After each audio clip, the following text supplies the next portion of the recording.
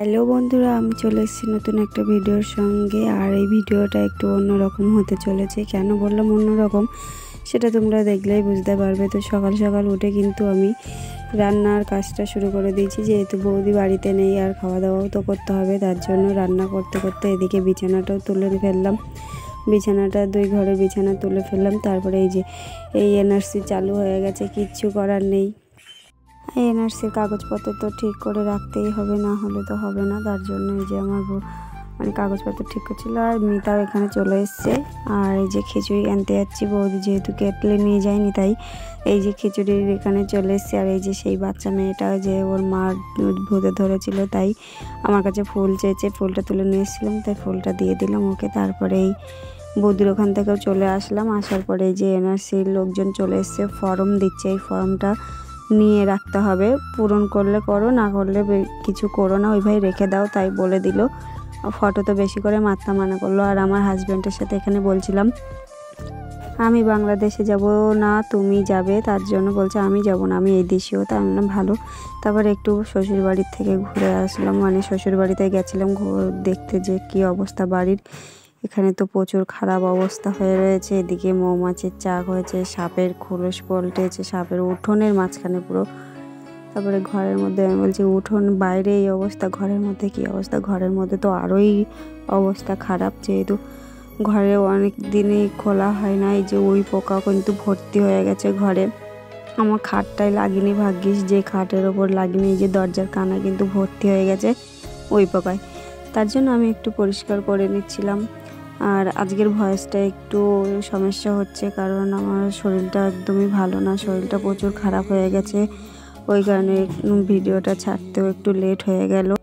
আর এই যে আমার বরের ঠাকুরদার স্মৃতি ছিল এই হারমোনিয়ামটা। এই হারমোনিয়ামের অবস্থা কিন্তু খারাপ, সব কিছু কিন্তু ওই পোকায় শেষ করে দিয়েছে। এই যে ডকুমেন্টস ছিল, এর মধ্যে কি কি ডকুমেন্টস ছিল, তাই এগুলো তো নষ্ট হয়ে গেছে। আর ভাইটা এসে বলছিল যে কি অবস্থা হয়েছে এগুলো। আমি বলছি দেখো কি অবস্থা, এগুলো ইঁদুরে কাটলে তাও বলা যেত, এগুলো পুরো ওই পোকায় খেয়ে ফেলেছে সব কিছু।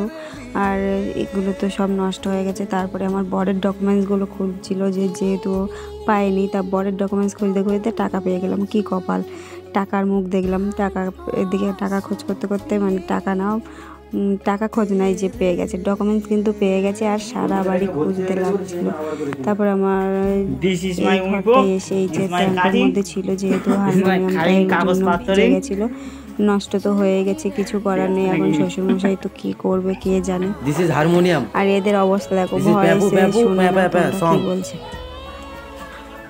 তারপরে এই যে ডায়েরিটার অবস্থা দেখো, এখানে অনেক গানের ডায়েরি ছিল, যেহেতু আমার শ্বশুর গান গাইতো, কিন্তু সব তো নষ্ট হয়ে গেল, কিচ্ছু করার নেই। ওরা বাড়ি আসলে দেখবে। আর আমি এদিকে আমার যেগুলো লাগবে আমি এগুলো নিয়ে যাচ্ছি। আর আমি কিন্তু ভয়েসটা কালকের ভিডিও আজকে দিচ্ছি, ভয়েস কিচ্ছু করার নেই। শরীরটা যেহেতু প্রচুর খারাপ হয়ে গেছে, তাই আসার সময় দেখলাম কলাগুলো পেকে যাচ্ছে, তাই কলাগুলো আমার বিদেশবাবু তো বলছে কলাগুলো নিয়েই যাব, তার জন্য কলাগুলোও কিন্তু নিয়ে চলে এসেছে। এই যে কেটে দিচ্ছে এই ভাইটা, কেটে কী করে নিয়ে যাব, তার জন্য ওই বস্তার মধ্যে ভরে বিদেশবাবুর বুদ্ধি দেখো বাইকের এতে বেঁধে নিয়েছে।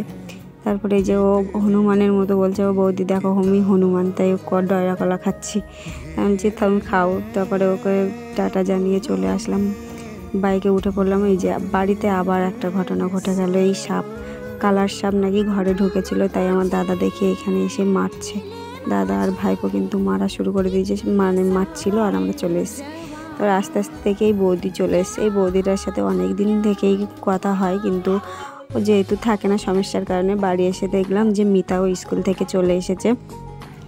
এই যে মিতা আর আমি, বরের তো মনটা খারাপ, বিদেশবাবুর মনটা খারাপ রয়েছে বলে একটু বললাম চলো ঘুরে আসি, মনটা যদি একটু ভালো হয়। তাই বিদেশবাবুকে নিয়ে একটু ঘুরতে বেরোলাম, ঘুরু করতে গেলাম, বেরু করতে গেলাম।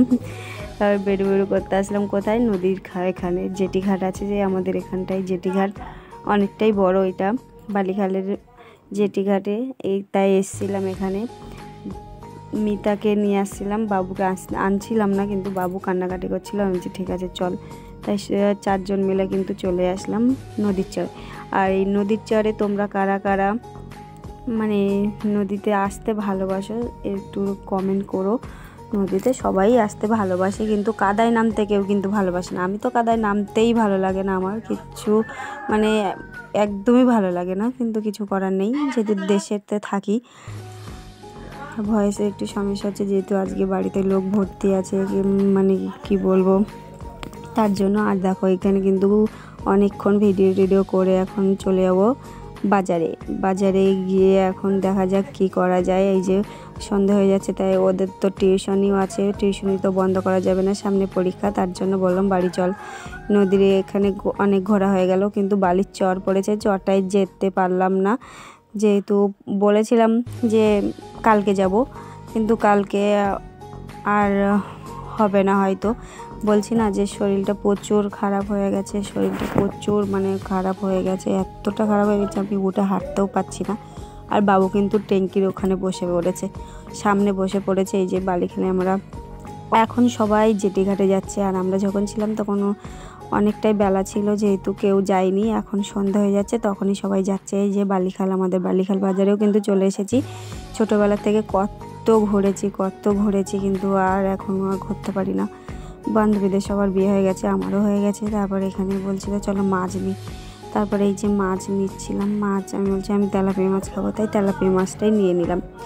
অন্য কোনো মাছও নেই, নোনা মাছ একটা আছে, কিন্তু দুটোই আছে, 2 পিস আছে, কিন্তু 2 পিস তো হবে না অনেক, যেহেতু বাড়িতে লোক আছে অনেক কজনই আছে, ওই কারণে 3টে তেলাপিয়া নিয়ে নিয়েছে। তেলাপিয়া নেওয়ার পরে ফুচকা তো না খেলে হবে না, ফুচকার দোকান বসেছে, আর আমরা খাবো না? তুমি যতই বড় লোক হও না কেন, বড় লোকেরাও কিন্তু বাটি হাতে করে রাস্তায় ঠিক দাঁড়িয়ে পড়বে ফুচকার লোভে। তাহলে বলো বড় লোকরা আর গরিব লোকরা কোথায় তফাৎ থাকলো? তারপর এই যে আমিও বাটি হাতে করে দাঁড়িয়ে পড়লাম। নমিতা তো গালে দিচ্ছে কি বড় করে, বাপ রে বাপ। আর আমিও কিন্তু এই যে গালটা আর দেখালাম না, যেহেতু তোমরা তো জানোই যে আমার গালটা কত বড়। পেটুকের আর কত বড় গাল হবে, অনেকটাই হবে, ওই কারণে আর কিছু দেখালাম না। তারপরে এই যে সন্ধ্যা হয়ে গেছে, মাছের প্যাকেটটা নিয়ে তখন রেখে দিয়েছিলাম দোকানে ফুচকা খাওয়ার জন্য। প্যাকেটটা কিন্তু এখন নিয়েও নিলাম, প্যাকেটটা নিয়ে এই যে বাইকে উঠে পড়লাম। এই তারপর সন্ধ্যাবেলায় বৌদিরা এখানে বসেছিল আমার জন্য গল্প করবে, তাই আমি বৌদিকে এসে ওখানে বলছি যে তোমার জন্য সারপ্রাইজ আছে। বলছে কি সারপ্রাইজ আনছি, খুলেই দেখো। বৌদি সারপ্রাইজ দিয়েছে, আর আমি না দিলে হয়? তো বলছে বাবা তাই নাকি? তারপর বলছে তো মাছ। আমি বলছি হ্যাঁ, তোমার আর জাল বাবা লাগবে না। তো বলছে বাবারে কত খেয়াল রাখছো তুমি আমার। আমি বলছি কী করবো। তারপরে এই যে সবাই মিলে গল্প করছিলাম। আজকের ভিডিওটা এই অবধি, ভালো লাগলে একটু লাইক কমেন্ট শেয়ার করে দিও। আর একটু লং হয়ে গেছে, একটু কষ্ট করে দেখে নিও। টাটা।